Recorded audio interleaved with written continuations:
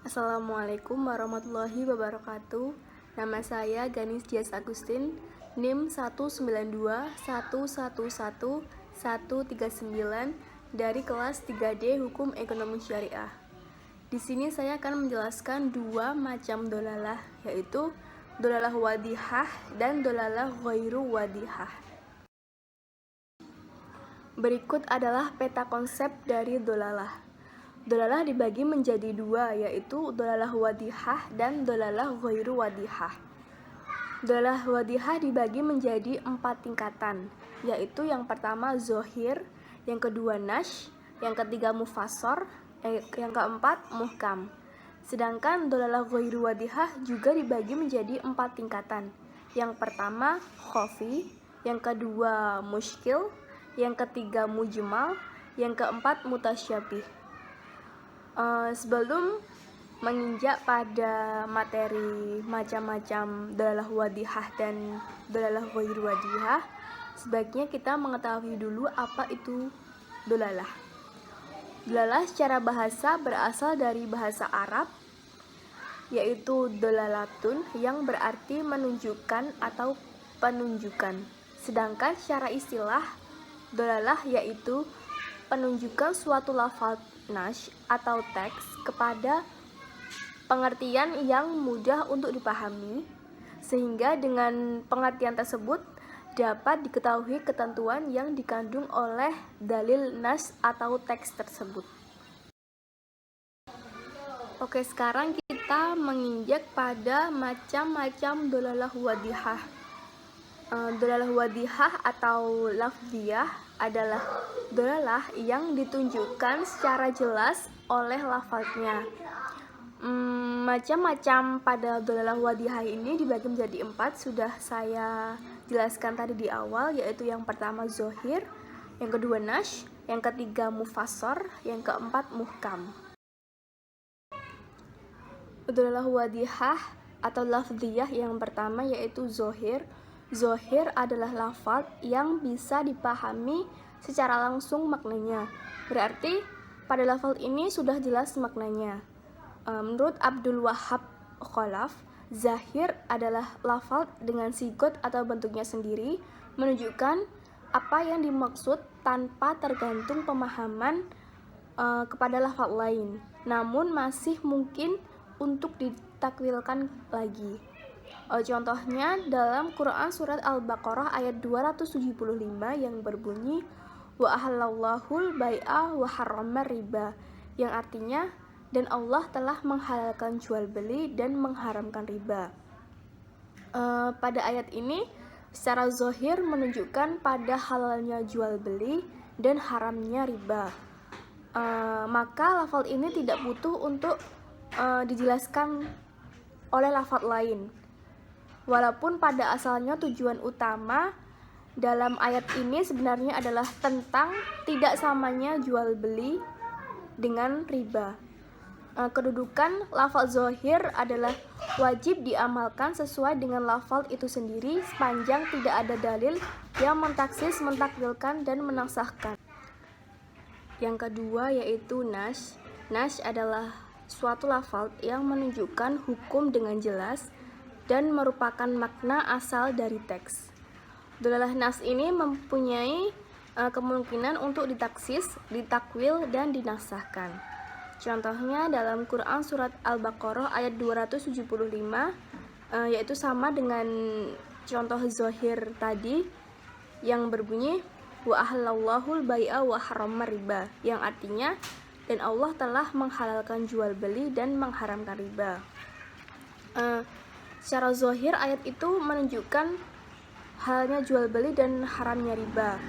Tetapi makna ini bukan maksud utama ayat tersebut. Maksud utama dari ayat tersebut adalah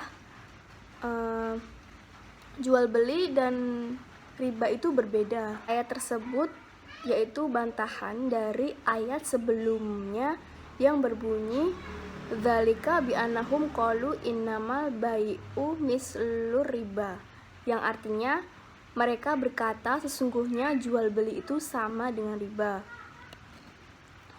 Jadi Dalalah nas pada ayat tersebut yaitu jual beli tidak sama dengan riba. Dalalah wadihah yang ketiga yaitu mufassor. Mufassor adalah suatu lafal yang menunjukkan suatu hukum dengan dalalah yang tegas dan jelas, sehingga penunjukan itu tidak mungkin untuk ditakwil dan ditaksiskan, tetapi dapat dinasahkan ketika masa Rasulullah Shallallahu Alaihi Wasallam. Contohnya dalam Quran surat An-Nur ayat 2 yang berbunyi az-zaniyatu waz-zani fajlidu kulla wahidin minhuma mi'ata jaldah, yang artinya perempuan yang berzina dan laki-laki yang berzina, maka deralah tiap-tiap seorang dari keduanya 100 kali dera. Pada lafaz mi'ata yang berarti 100 itu tidak bisa diartikan dengan jumlah lain. 100 ya 100, tidak boleh diartikan dengan jumlah lain. Jadi pada ayat ini jelas, tegas, dan tidak bisa ditakwilkan. 100 ya 100. Hukum fasor adalah wajib diamalkan sesuai dengan lafalnya. Yang keempat yaitu muhkam. Muhkam adalah suatu lafal yang menunjukkan makna dengan tegas dan jelas secara qot'i dan tidak mempunyai kemungkinan untuk ditakwilkan, ditaksiskan, dan dinasahkan. Contohnya dalam Quran surat Muhammad ayat 19 yang berbunyi fa'alam annahu la ilaha illallah, yang artinya maka ketahuilah bahwa sesungguhnya tidak ada Tuhan selain Allah. Pada ayat tersebut sudah tegas dan jelas bahwa tidak ada Tuhan selain Allah. Muhkam ini menduduki posisi paling tertinggi dalam kejelasan di antara lafaz-lafaz lainnya. Macam dalalah yang selanjutnya yaitu dalalah ghairu wadihah. Dalalah ghairu wadihah adalah dalalah yang tidak jelas penunjukannya atas hukum. Macam-macam tingkatan dari dalalah ghairu wadihah ini dibagi menjadi 4 tingkatan. Yang pertama khafi, yang kedua muskil, yang ketiga mujmal, yang keempat mutasyabih. Macam dalalah ghairu wadihah yang pertama yaitu khafi. Khafi adalah lafal yang dari segi penunjukannya kepada makna adalah jelas, namun ketidakjelasan muncul ketika menetapkan makna tersebut kepada kasus-kasus tertentu. Contohnya dalam Quran surat Al-Maidah ayat 38 yang berbunyi wasariku wasarikotu faqta'u aydiyahuma, yang artinya laki-laki yang mencuri dan perempuan yang mencuri, potonglah tangan-tangan mereka. Ayat tersebut sudah jelas mengenai sanksi yang diterima kepada seorang pencuri. Namun akan timbul ketidakjelasan jika penerapan ayat tersebut untuk pencopet atau penjamret. Yang kedua yaitu muskil. Muskil adalah sesuatu lafal yang dari penunjukan maknanya terdapat ketidakjelasan, sehingga muncul beberapa perbedaan pendapat dalam memahami lafal tersebut. Contohnya dalam Quran surat Al-Baqarah ayat 228 yang berbunyi wal mutalaqatu yatarabasna bi anfusihinna salasa quru, yang artinya wanita-wanita yang ditalak hendaklah menahan diri atau menunggu 3 kali quru. Lafaz quru yang saya lingkari tersebut muncul beberapa perbedaan pendapat dari ulama Hanafiyah dan ulama Syafi'iyah.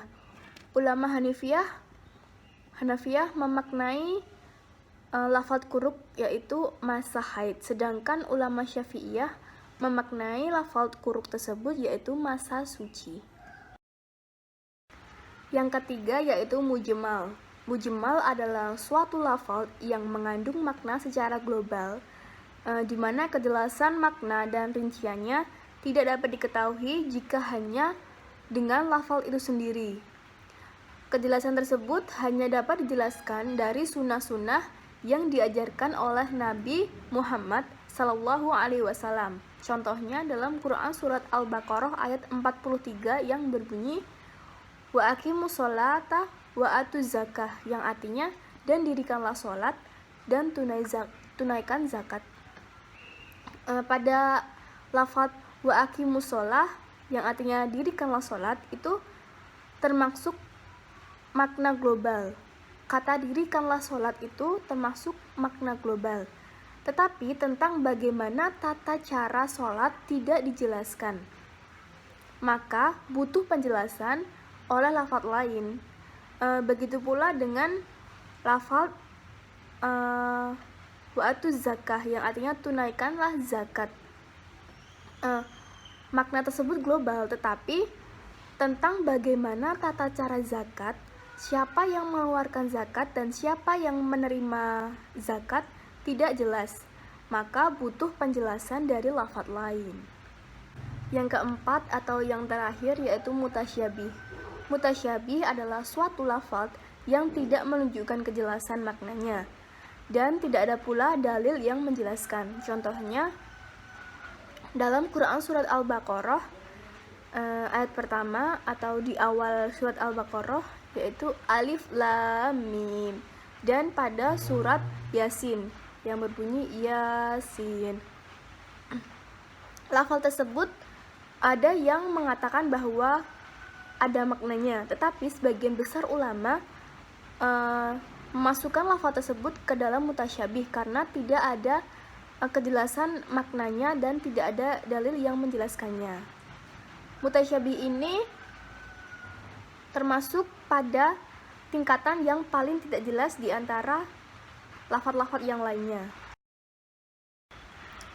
Sekian yang dapat saya sampaikan. Apabila ada kesalahan dalam menyampaikan materi, saya mohon maaf. Terima kasih sudah menonton video saya. Semoga bermanfaat. Akhirul kalam, wassalamualaikum warahmatullahi wabarakatuh.